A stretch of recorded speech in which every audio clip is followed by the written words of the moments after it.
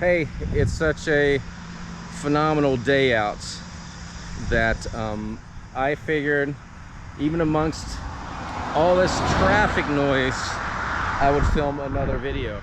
I just filmed Jaime Vendera, the vocal coach. Let me tell you about Jaime Vendera, the author. Let me shake this hand out, hold my selfie stick again with my left hand. I was getting tired. Author. How did I become an author? Well, I've been writing since I was in school. I remember being in 6th grade and our teacher made us keep a journal, and I absolutely hated it. We had to write about what we did every day, what we did on the weekend, and it was so boring. And she came to me and says, listen, you know, you're having trouble, you're not really doing the assignment. You can write about whatever you want. You can make stuff up. I said, really? She said, yes.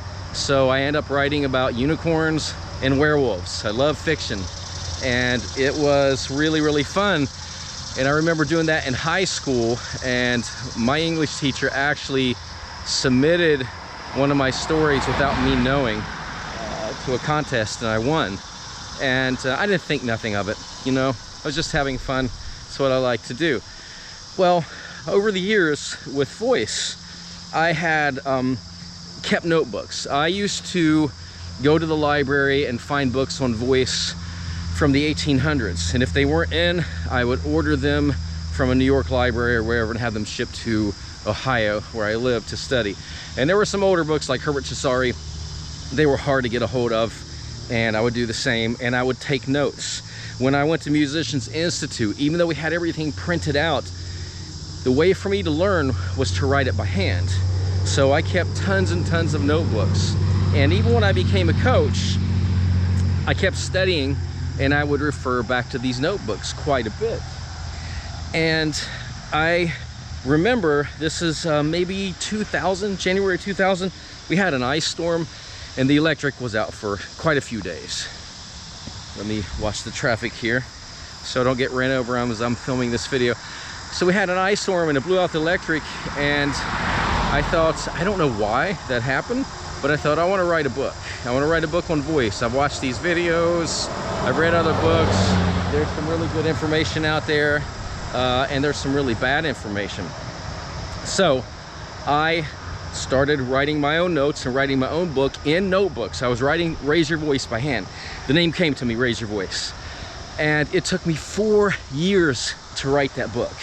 And then I was worried about who's going to do the cover, who's going to publish it, how am I going to build a website? And I found a great team. You know, I used Molly Burnside for my covers, and she was for my websites. Daniel Middleton did my interior design.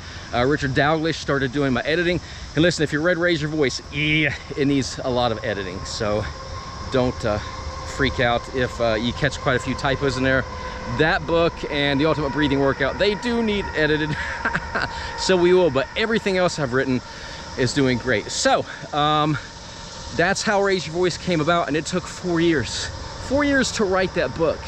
And when I finished and released it, it was only 128 pages.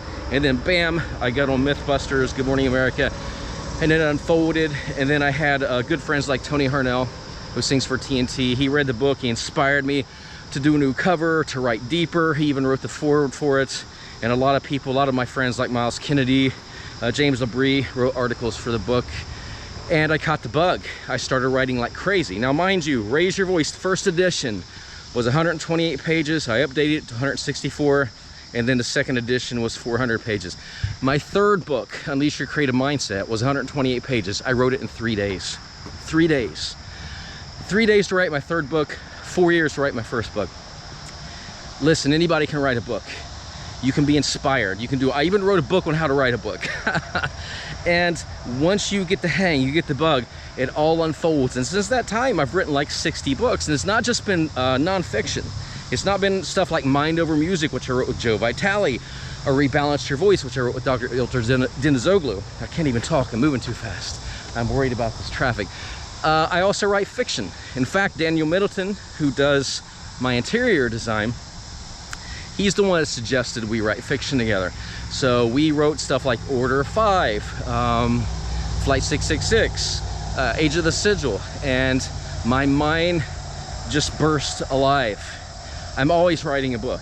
I've released 2 fiction books this year, The Tales of Spitfire, And I'm also releasing, I wrote 2 more, Order of 5 season 3, because we write them like TV series, like a TV book, and we write movie books, and those take as long to read as watching a movie, or so many episodes like a TV show. And so we got Shifters 2, which is a movie book coming out. I just finished writing it. Order 5 season 3, which is a TV book. I finished writing it, and then I'll be on to something else. I'm constantly writing. Don't let anyone tell you that you can't do anything you set your mind to. I'm just some regular guy from Ohio, and I've set a world record. I work with some of my favorite singers in the world, and I always wanted to be an author, and I had those doubts. How am I going to get it published? Nobody would publish it, so I did it myself, and it all came together.